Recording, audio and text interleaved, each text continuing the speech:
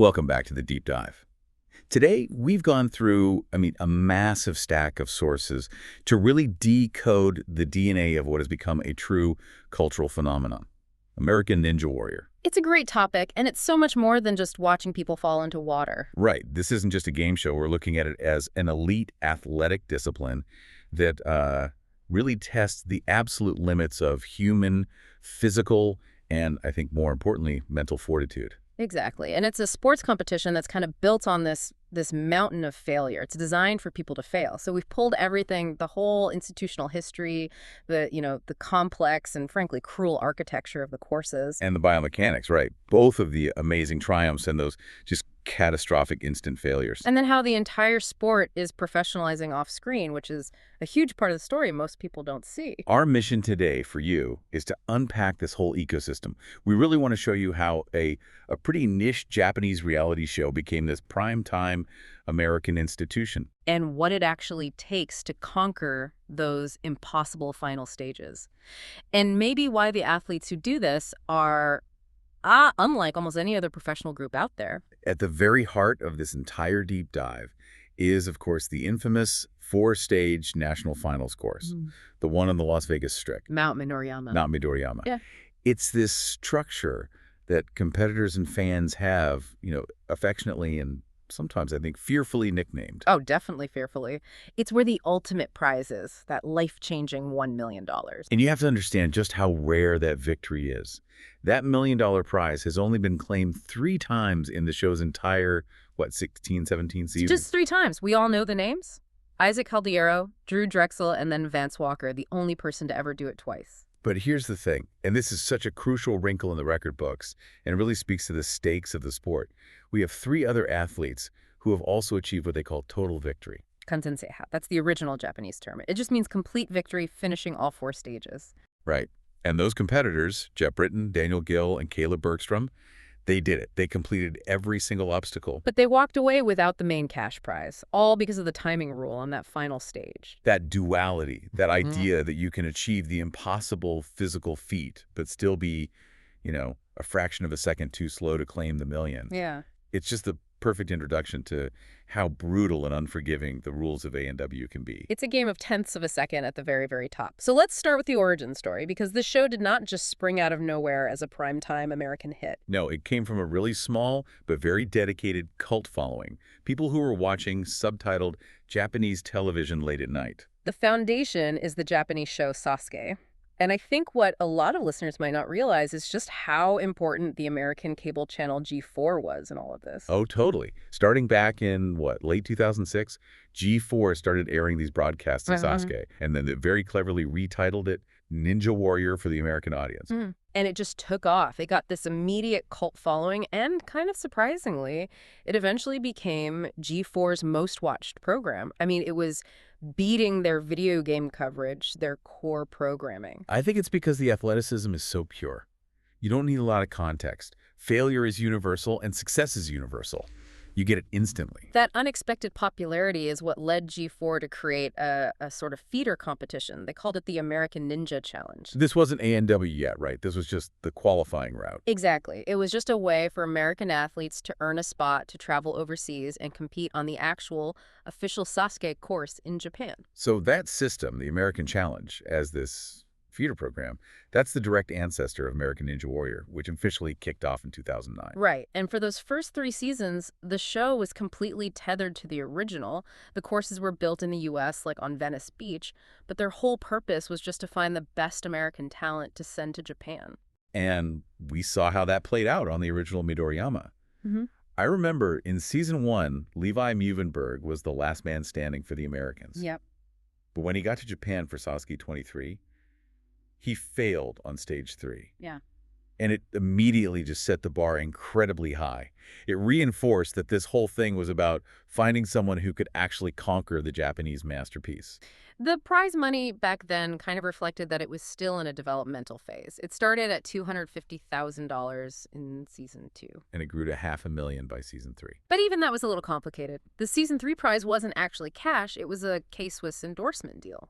That's so interesting. It shows they were still figuring out the commercial appeal, the show's identity. For sure. They went back to straight cash for seasons 4 through 6, but that early phase was very experimental. The total game changer that created the A&W we know today, that came in season 4, around 2012. This is when the American producers, they recognized the massive draw they had, and they made the big move to differentiate themselves completely from the Japanese show. Instead of sending 10 Americans to Japan every year, which must have been a logistical nightmare. Oh, a huge headache. The production team just built their own.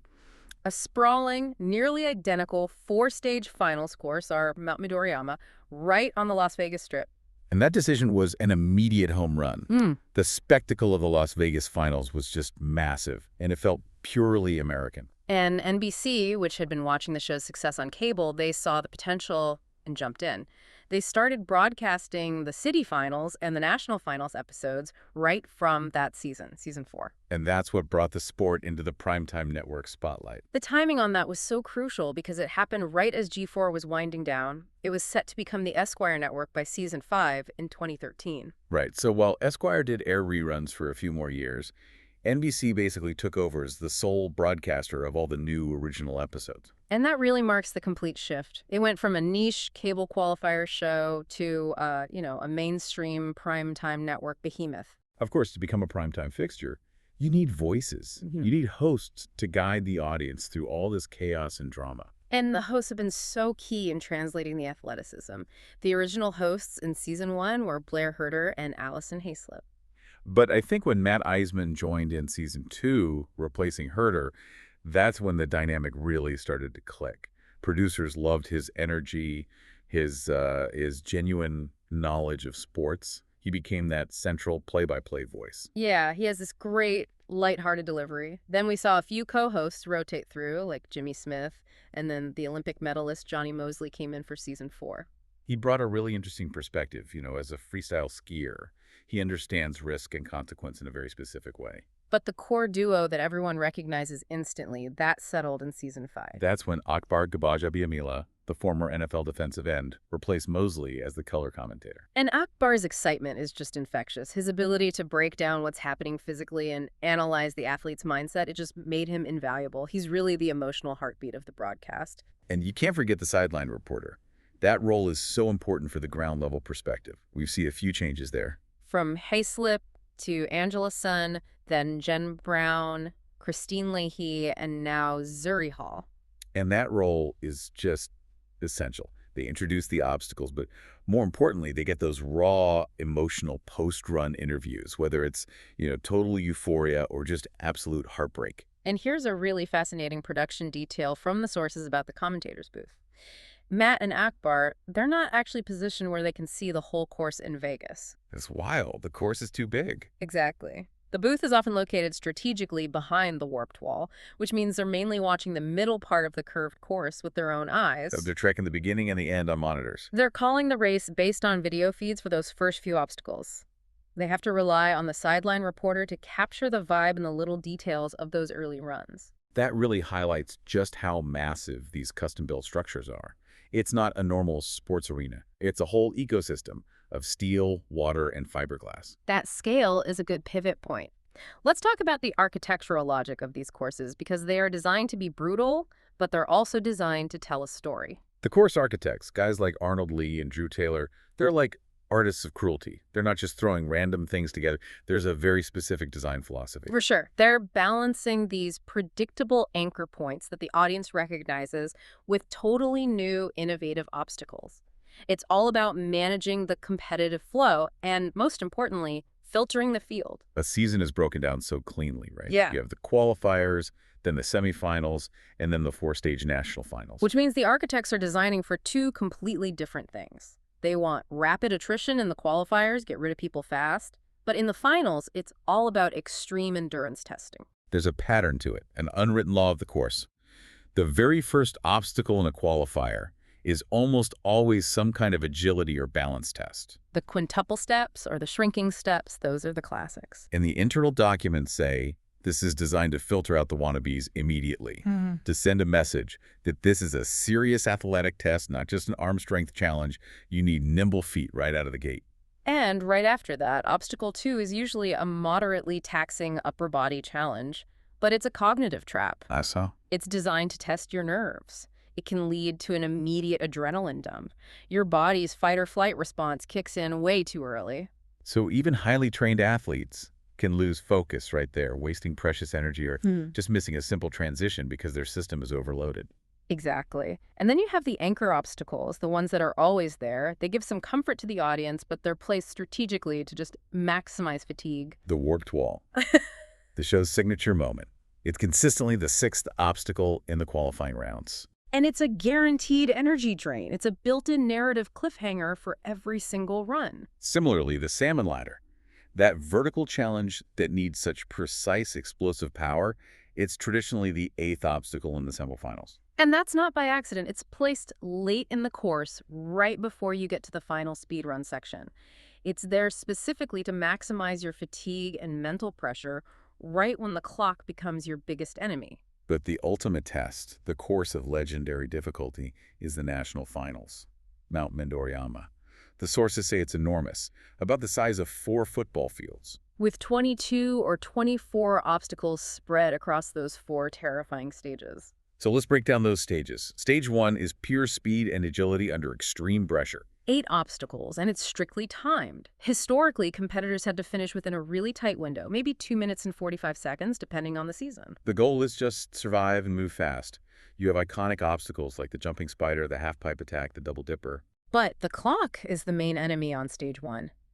Athletes often fail just by running out of time, even if they've cleared all the physical parts. But that changed, right? We saw a big format change in season 15 that switched up the dynamics of stage 1. A huge change. Now, only the top 24 competitors who get the farthest and the fastest time move on to stage 2.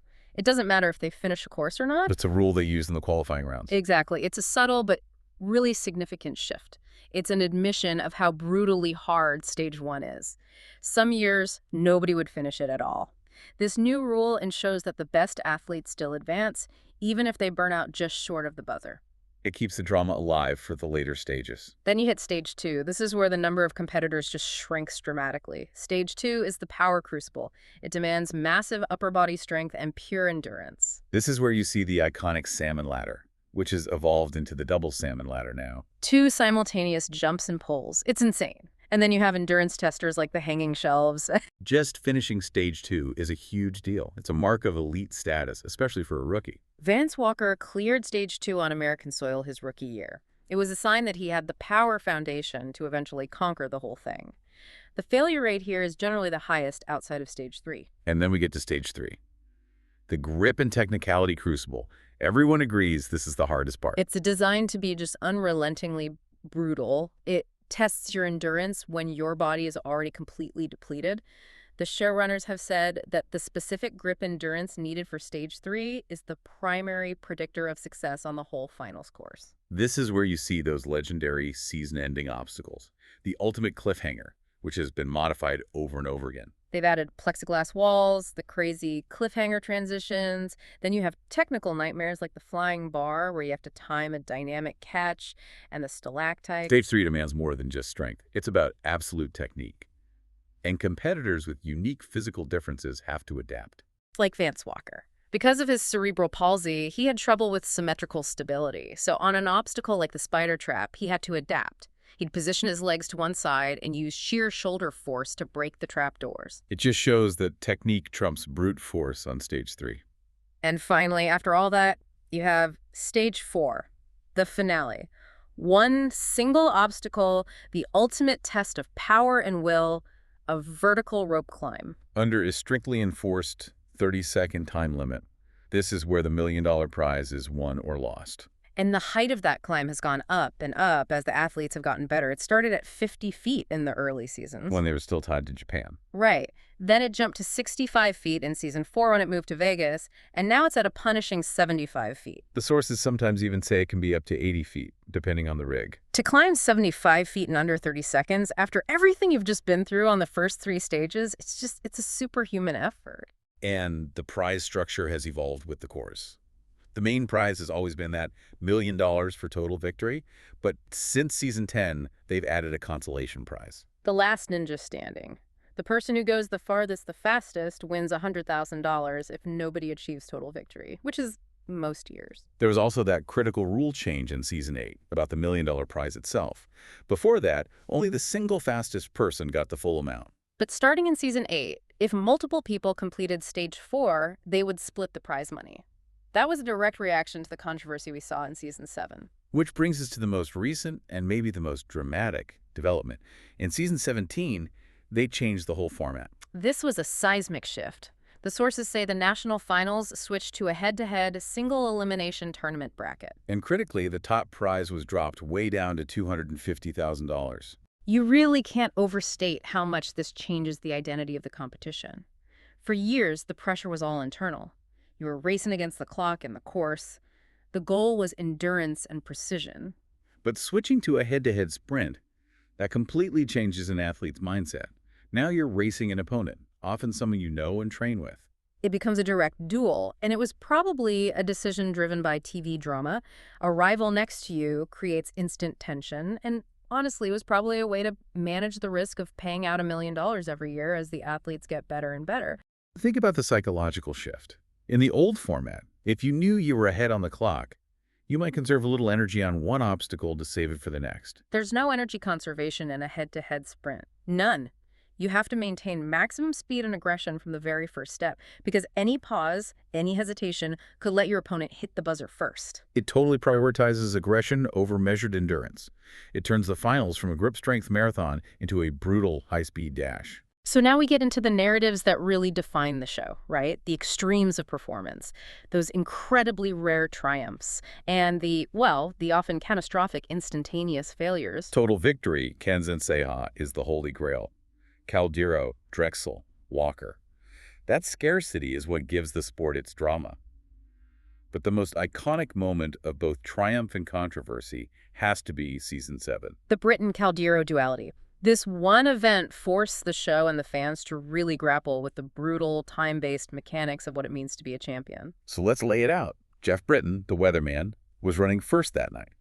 And he did it. He became the very first American to achieve total victory. He completed the 75-foot rope climb in a heart-stopping 29.65 seconds, just barely under the 30-second time limit. The celebration was huge. Akbar immediately declared him the first American ninja warrior, but the rulebook was waiting. Right. Isaac Caldero ran later that night. He also conquered the course, and he finished Stage 4 in an even faster time, 26.14 seconds. He beat Britain by just over 3.5 seconds. And because of that championship rule, the fastest competitor to complete Stage 4 wins the prize. Caldero got the $1 million.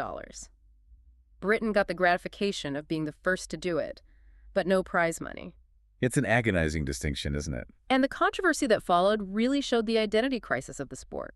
Was it about the physical achievement or the game show prize? I remember the competitor Joe Moravsky had that widely quoted opinion. He said, "In my opinion, Jeff is technically the first American ninja warrior, and Isaac is the second. The only difference is Isaac climbed it faster, so he gets the $1 million and won the season." And the show's producer, Kent Weed, he had to come out and clarify. He confirmed Caldero won the season, but that Britain does get the great gratification of being first. Great gratification. You could just feel the sport grappling with its own identity in those quotes. Is the victory the athletic feat, or is it just the mechanism to give away $1 million? For the athletes, it's both. And that's what makes the stakes so layered and so high. So now let's flip to the other side. Failure. The sources call it the nightmare that fuels every season.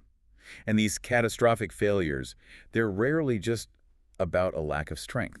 No, they're often cognitive or biomechanical errors on unstable surfaces. The fast fail phenomenon is just psychologically massive. You have these highly trained athletes, rock climbers, gymnasts. Their bodies are primed for 4 minutes of peak performance. And their entire season can end in 1 or 2 seconds. We saw with Brian Wilczewski, a decorated veteran. He failed the snake run in Season 9 in just over 1 second. He didn't even make it past the first step. And to the average person watching, it might look like a lack of effort or control, but the biomechanics behind it are so much deeper. The key is something called contact friction and neurological stabilization. When you fail on an unstable surface like the rotating log runner or the floating steps, It's because the force you apply with your foot exceeds the frictional threshold between your shoe and the surface. so elite ninjas are obsessed with managing this friction. They're analyzing the rubber on their shoes, the temperature of the course, their chalk routine. And if your foot is placed just a little too far off center, or if you have even a millisecond of neurological delay in stabilizing your center of gravity, the surface spins away and you're in the water instantly. And the psychological aftermath is just immense. Your body is ready for this peak, prolonged exertion, and the run ends instantly. The sources call it unused adrenaline. That surge of adrenaline and cortisol gets dumped into your system with no physical outlet.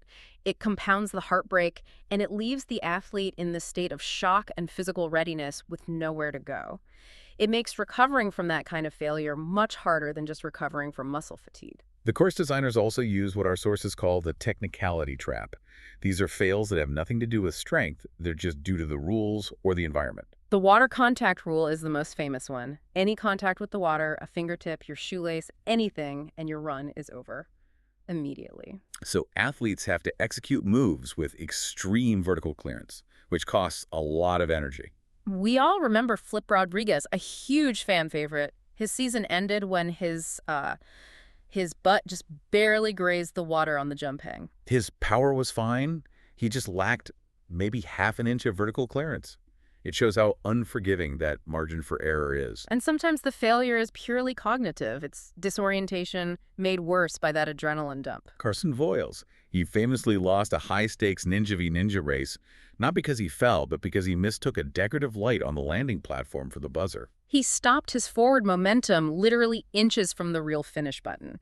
A split-second cognitive error cost him the whole race. We've even seen course conditions play a huge role. I read about an incident on Israeli Ninja Warrior. Oh yeah, the contestant slipped on a wet starting platform and fell in about 2 seconds. And because it was a course hazard, he was actually granted a rare mulligan, a do-over. Which almost never happens, but he failed again on his second try, this time on the steppers, after only 8 seconds.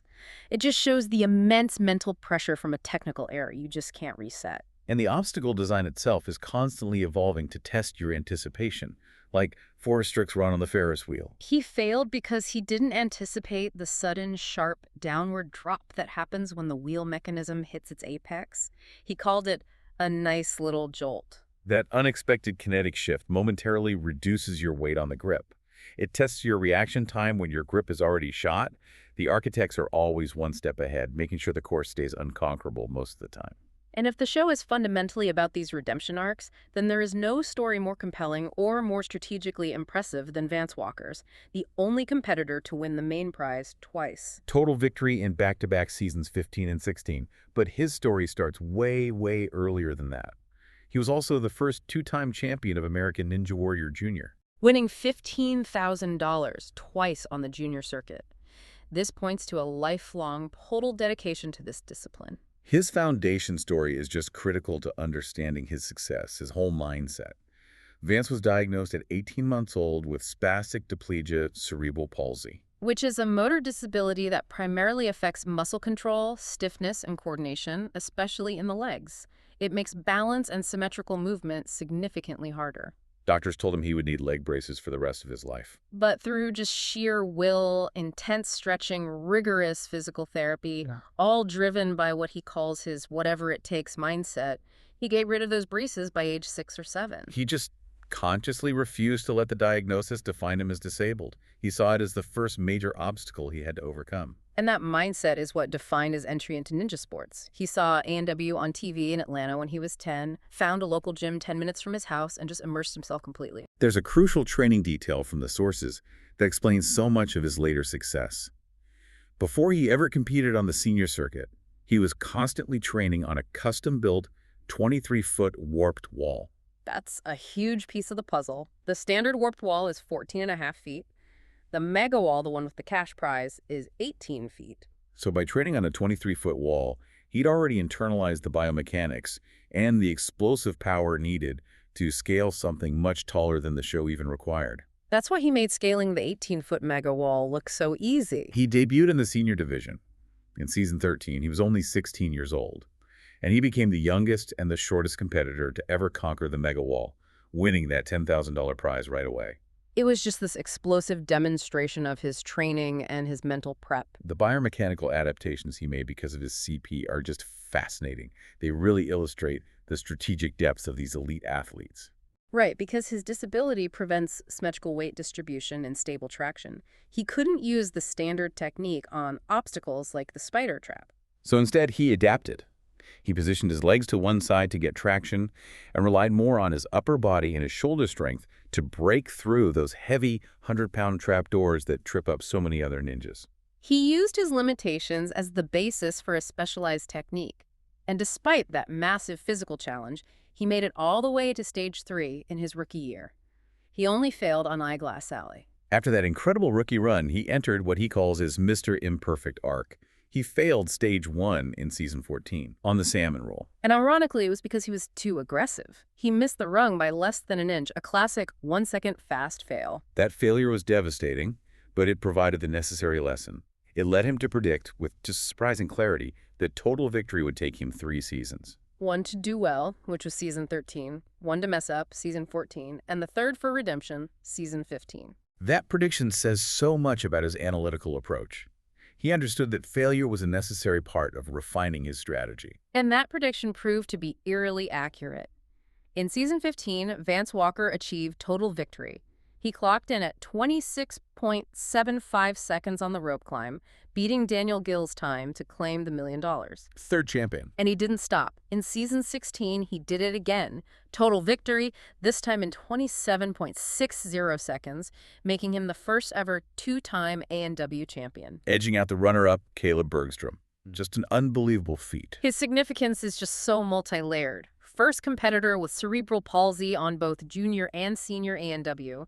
The youngest worldwide at 19 to achieve Kanzenseha twice. And his 2 championship times are 2nd and 4th on the all-time fastest stage 4 list, only beaten by Isaac Caldiero's legendary run. But the sources do tell us that for seasons 17 and 18, Vance is facing another physical hurdle. He's recovering from a leg injury that needed surgery. So he's not competing, but he did appear in the announcer booth for the season 17 qualifiers. Which just shows his connection to the sport and his desire to guide the next generation. It's incredibly strong, even when he's in recovery. The success of athletes like Vance and the kind of intense specialized training we've been talking about, it proves that A&W has gone way beyond just TV entertainment.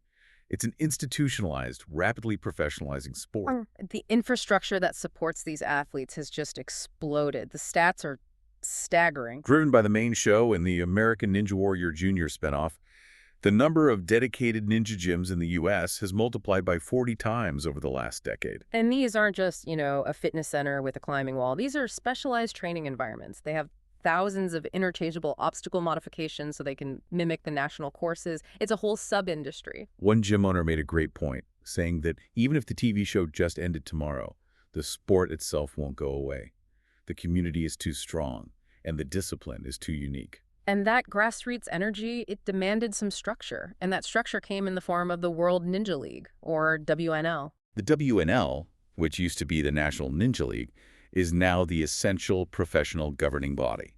It sanctions competitions, it sets safety guidelines. And crucially, it enforces standardized rules, including that one-and-done format that mirrors the pressure of being on the show. It operates with what they call a competition funnel. Athletes compete locally and regionally to get points and rankings, and that's how they qualify for a massive annual world championship. It's a legitimate pathway for thousands of athletes who can't get one of the few hundred spots on the TV show itself. And this whole movement has created a brand new, viable career path, the ninja coach. Athletes who master the discipline, like Vance Walker, they're now instructing others, and that creates this feedback loop that's just rapidly raising the skill level of the whole sport. Techniques that were groundbreaking 5 years ago are now standard for 12-year-olds. So let's talk about that hyper-specialized training. The sources say it focuses on 3 core pillars for success on Midoriyama. First and foremost is grip endurance. The showrunners consistently say this is the single primary predictor of success on stage 3. It's not just how strong your grip is, but how long you can maintain it. They train different kinds of grip, right? Pinch grip, crimp grip, hanging grip, often training each one to complete exhaustion. The second pillar is explosive power. Absolutely necessary for those dynamic movements like lashes, where you're swinging and catching a grip that's way out of reach. It demands perfect timing and maximum force in a split second, usually when you're already exhausted. And the third pillar is neurological stabilization. This directly counters that fast-fail phenomenon we talked about. It's the ability to instantly find and maintain your center of gravity on unstable, moving surfaces. The training for that involves exercises designed to confuse your nervous system, forcing these instant reflexive corrections. And the mental preparation is just as rigorous. Elite ninjas rely heavily on visualization. They mentally rehearse every single movement, every grip, every transition before they even get to the course. They're running the course dozens of times in their heads. This builds what experts call cognitive familiarity. So when your body actually hits the obstacle under the pressure of the lights and cameras, your brain has already processed the solution. It helps prevent the panic that leads to those 1-second failures. A lot of them also use cold plunges or ice baths, not just for physical recovery. No, they use them specifically to build mental toughness, training the body to handle sudden, acute physical shock without panicking. That discipline translates directly to handling the shock of a sudden fall or hitting that freezing water. And this professionalized core is supported by a whole ecosystem of spin-offs that cater to different audiences, which really guarantees the sport's longevity. We touched on American Ninja Warrior Junior, kids aged 9 to 14 competing head-to-head. It's on Peacock now. That junior division is so instrumental. It's filling the competitive funnel with technically skilled athletes who start training before they even hit high school. Then you have the team format, Ninja versus Ninja, which used to be Team Ninja Warrior. 3-person teams racing head-to-head on parallel courses.